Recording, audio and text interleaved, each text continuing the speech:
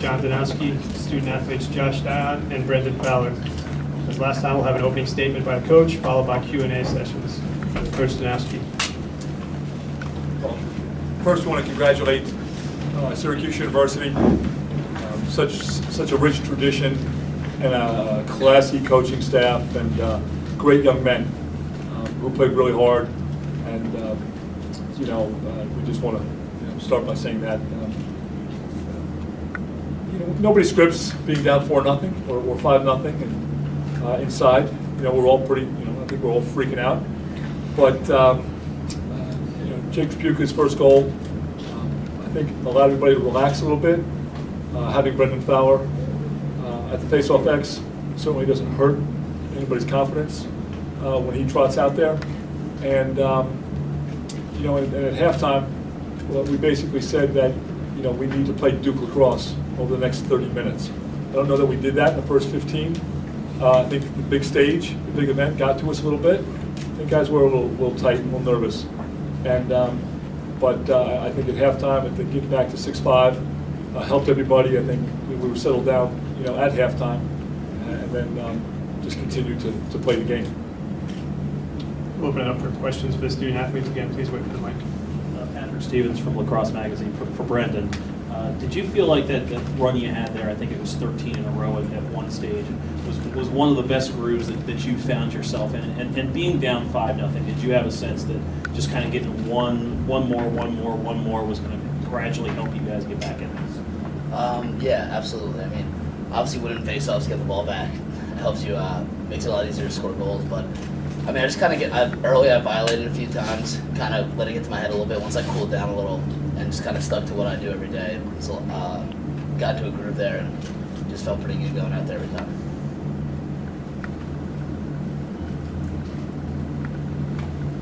Coach Danowski, Andrew Bean from Duke Chronicle. You said knowing scripts being down 5-0.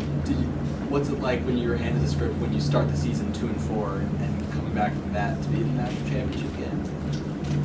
No, nobody envisions that.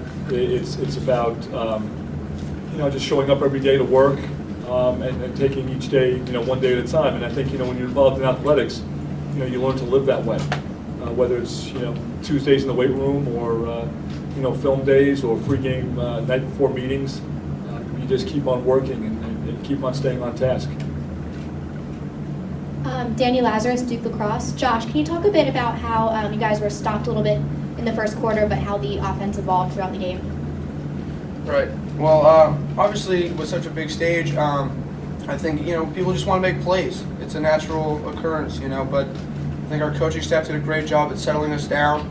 I want to reiterate what Coach said. We wanted to play Duke Lacrosse, and I think everyone saw that when it was evident when we started doing that. And our seniors got patient. We got patient when we went back to our smart spacing. I just think that's just the way things were. And yeah, they stopped us, but I think it was more, we were stopping ourselves because we're just trying to make a play instead of playing the way we know how to. Hey, Coach, Tyler Tynes, Philadelphia Inquirer. What can you say about the play of your goalie, Turi? Kyle Turi, I guess his final record, I think for this year was 14-1 after he took over from Dan Wigreiser. Kyle's a winner. He, makes plays, intercepts passes, picks up ground balls. He's got great touch in the clearing game, and he does more than just stop the ball. One of the toughest things to do, I think, in college athletics now is to be a goalie. I'm not sure why anybody would want to be a goalie, and I'm sure most parents would agree with me. To put their son in the goal, but he is, he's just a winner, and got better, as the weekend went on. Middle here. Again, these are questions for the student athletes at this point. Brendan didn't seem like anything or anyone was really going to get to you at the X, but Brian McGill won a couple off you. What was he doing different? He just was pretty quick to the whistle. I mean, he's a great player. I mean, he had pretty quick hands out there, and he just was one or two of them did pretty good checks. I mean, he took the ball away, but he just kind of, he just came out there and was pretty physical with the guys. To the back.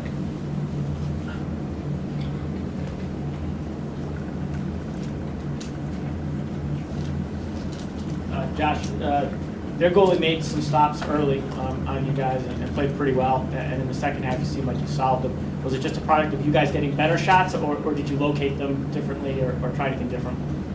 It's just smart shooting, and it's muscle memory. I think Coach Danowski and Coach Younger Danowski did a great job all season of holding shooting camp and stuff like that. So I know on my goals, I don't even think when I shoot. I've done it so many times in practice that it just happens. Brendan, you mentioned the early violations and kind of getting us a little bit of very minor slow start. But how did you kind of work your way out of that? And were you kind of thinking what's going on here with a couple of those early miscues of the penalty as well? Yeah, I just kind of, obviously it's a big stage. I was really excited to go out there. I think I just kind of calmed down after a little bit. Our wings were phenomenal all day. They were helping me kind of do my thing, and they're boxing out. And I just kind of the first few, I just had to feel out the refs, feel what was going, and then just felt a lot more calm after that. We've got one in the back.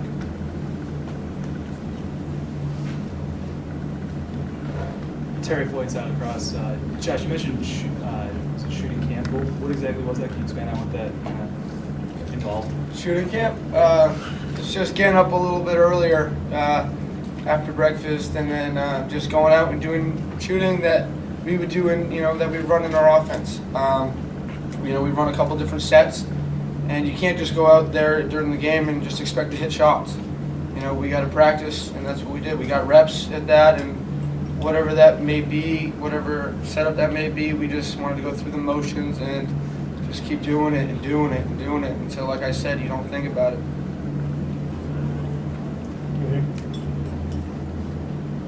Brendan, did your background as a football player and a wrestler, does that help you, develop your technique on face-offs? And with your dad having played football in this city, do you have any connection to this area or memories? First, yeah, I think football and wrestling's definitely helped me. Facing off, it's obviously very physical. I think wrestling a lot equates to the balance you have to have in wrestling. Kind of, I think, helps with facing off, just kind of moving around there, balance. Philadelphia, yeah, my dad took me here a couple times when I was little, but not too much. A few memories of visiting Jordan Wolf. That's about it.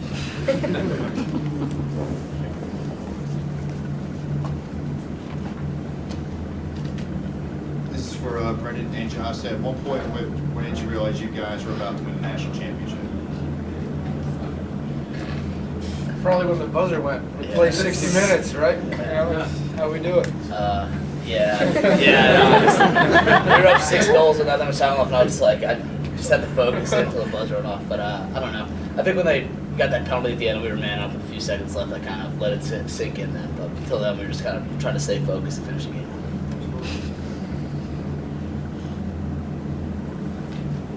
Coach, could you talk a little bit about the offense? You had 5 guys with multiple goals. Could you talk about really what you guys were doing that kind of, I guess, gave to Syracuse in the game? The evolution of any team, begins way before this year. And so, you had Josh Offit and, Dave Lawson and Jake Trapuka. And if you look, the seniors really did a phenomenal job of making plays. And in these games, somebody's got to make a play. And usually in midfield, if the midfielders can open up some things, then the attack can play well. But the balance that we've had all year, again, it's Jordan Wolf's 3rd year. Josh Dion's 2nd year as a starter. Josh just played extra man mostly as a freshman. And then, 2 freshmen who we think the world of, and Dean McClass and Miles Jones, have great potential. And Christian Walsh moved from attack, who's a starting attackman, unselfishly moved from attack to midfield to allow Case Mathias to step in. Now, Case didn't play in the first 4. He didn't really step on the field in the first 4 games. So now, you've got tremendous unselfishness by Christian, and so the balance, and we have some young blood, some veterans, guys who are former attackmen, lefties, righties. For this particular year, it all seemed to fit. But also, it's the nature of, Jake and Dave were freshmen, and won a championship, but didn't play much. We're actually short stick D middies as freshmen. So it's offenses evolve over the course of not just a season, but over 4 years. One more for the student athletes. Josh, talk about scoring a hat trick in the title game. I mean, I just did what I had to do, for my teammates. I followed the slide. That's what we like to call it. But it was a part of Jake Trapuka and Dave Lawson and Josh Hobbit dodging hard. I mean, my job was pretty easy. I just get to shoot, score, and celebrate. But if they didn't dodge like real men, they wouldn't draw anybody. So I was very fortunate to play with those guys. But it means the world to me. Thank you, Josh and Brendan. Thank you very much, guys. Thank you, guys. At this point, we'll open it up to questions for the head coach. Congratulations on your second national championship. Thank you. Down 5-1, did you make any adjustments on defense to stop up slow up Syracuse, or was it just Brendan kind of started winning face-offs, or what turned things there? No, defensively, we actually tried to slow down a little bit. Thought we only gave up 2 goals in the box of their first 6. When they settled in 6-on-6, we call that in the box defense. And we gave up 1 extra man, and we gave up 3, in transition and early offense. And we thought we were just getting out. We were sliding a little bit too quickly. We thought we were going to move to what we call a go slide, where we're going to fake slide and then recover, get back, and make them spin the ball. And we did a much better job, after that. But at the beginning, we're pretty, we're pretty athletic defensively, and we're a pretty good sliding team. But we were going just a little bit too fast, so we just tried to slow everybody down. Yes, we tried to slow the slide to the ball, the initial slide, and then we just missed on the first goal on the wing that they scored. The Luke Dupree didn't get down. On the second one, the through pass, Henry Lobb, was just a hair late, and we just thought that we were in good position and we understood what they were trying to do, but we just had to slow things down a little bit. Yeah, ready on the side. John, I know we've talked a few times about just how early on in the season, Brendan was kind of the one consistent thing that you knew that you had. Was that, not just today, but over the course of the year, the ace in the hole for you guys, the one thing that you knew you could count on, even if you're in a hole 2-4 overall, 5-0 today, something like that? Yeah, I think so. I think that we would say every week, maybe this is the week that Brendan doesn't win 65% of his face-offs. Maybe this is the week that, so we have to be ready for that. And we're still going to have to be able to compete and figure out how to win if he doesn't. But that day, almost never came. But we still were preparing for it each week. And so, we always say going in, what can opponents do? They could put a pole out there. They could try to, beat him up, physically. They could try to, force him to win the ball backwards and then get a 10-man ride. Or, they could do something to try to jumpstart their team. But Brendan, it's just an amazing story. The fact that he broke his collarbone last year in this game. I saw the x-ray and it was like a clean break. Had to rehab all summer, couldn't lift weights, couldn't do anything. Got himself ready to get back on the football team like in October, got cleared in October, got a couple of runs in November on special teams. I mean, he's not even with us in the fall. And maybe there's something to that, that we don't screw him up.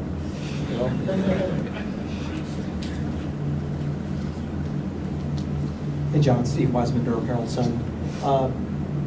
Saturday you guys had the big lead against Cornell and they were able to make a rush and get right back in the game there at the end.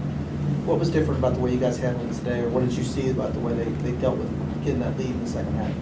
Well, last night, our team meeting, that we showed 2 films.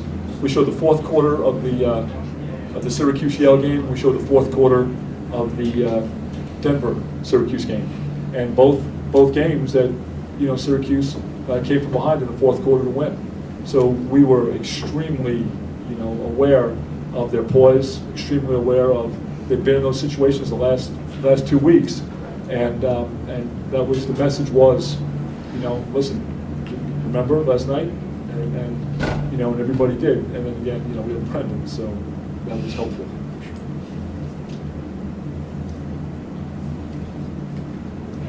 Coach, was there any difference for Kyle Torrey in the goal from the first quarter to the next 3? Is there anything you had to tell him? Did you have to calm him down after giving up 4 goals? Well, I think that Syracuse just shot the ball well. They got a couple of looks inside. We messed up a little bit on man down, They had a dunk on man down. They had, number 2 came around lefty, I believe, and stuck one in the corner. So, I thought Syracuse shot the ball real well. They released the ball on those through passes, and so the message was defensively, we need to have Kyle see the ball better. We need to have him see outside shots and bad angle shots, and we're not helping him defensively. It wasn't so much an adjustment for Kyle as it was for the 6 guys playing in front of him. In terms of defense, can you talk a bit how you played JoJo Marasco and Derek Maltz, kind of the 2 stars of the Syracuse team, and how you kind of shut them down? Well, the day before, or 2 days before against Cornell, that against Mock, that we tried to not slide from him and just everybody was promoting Batman and Robin, and so let's take away Robin a little bit. Batman still was great, but so we tried to do that a little bit, and so it was kind of a natural kind of flow that we thought that number 7 was certainly an inside player, and we were going to just make sure we're not going to slide from the inside. And then Marasco, we were just going to play him heavy to his right hand and be prepared for the rollback. I thought he put in a great shot, a highlight shot against Luke Dupree as he was driving upfield righty. He kind of shot it cross-handed, which is not easy, and that's just he's a great athlete and a great player. But I thought our guys were very disciplined, just staying on his right hand and making it be right. Coach, you and Josh Bush both used the phrase playing Duke lacrosse. What's that grown to mean? What do you think it means to your guys to be going out there playing Duke lacrosse?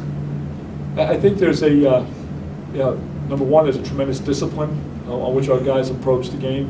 While we give them a lot of freedom, there's a lot of structure and discipline that nobody sees, Monday through Friday or August, through April or through May. So there's a certain amount of discipline. There's a certain amount of work ethic. We really try to, blue collar guy, so I don't know any other way. But there's this, ground ball mentality, the same things that I learned when I was in high school, that were important. The game hasn't changed to me that much. And so there's a certain amount of discipline, a certain amount of work ethic, and then the last part is there's a necessary team aspect, that it has to be team oriented if you want to play on this weekend. And everything that we do, from day one is team oriented.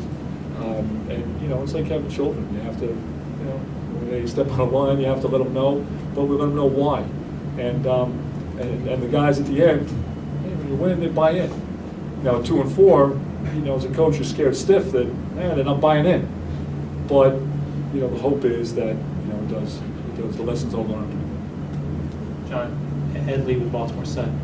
Can you take a moment to reflect back in terms of your coaching? Is this one of the better jobs you've done at Duke? This was a job for the staff and the support staff and the seniors. This was I will look back at that and say, our kids. Sometimes I wonder if we command too much of them in the fall.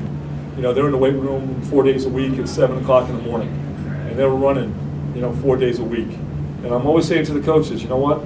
If I'm those guys, I'm not playing. I'm doing something else. And so we demand a lot of them all year round. But I've been here for 7 years. Nobody's ever quit. Nobody quits the team. Nobody transfers. 100% of guys graduate. They buy into what's being taught. So it's really it starts early. It's Matt. I'm so proud of Matt in that he's picked up the coaching thing. Maybe because his grandfather was a coach and his uncle was a coach, and he didn't pay attention to me.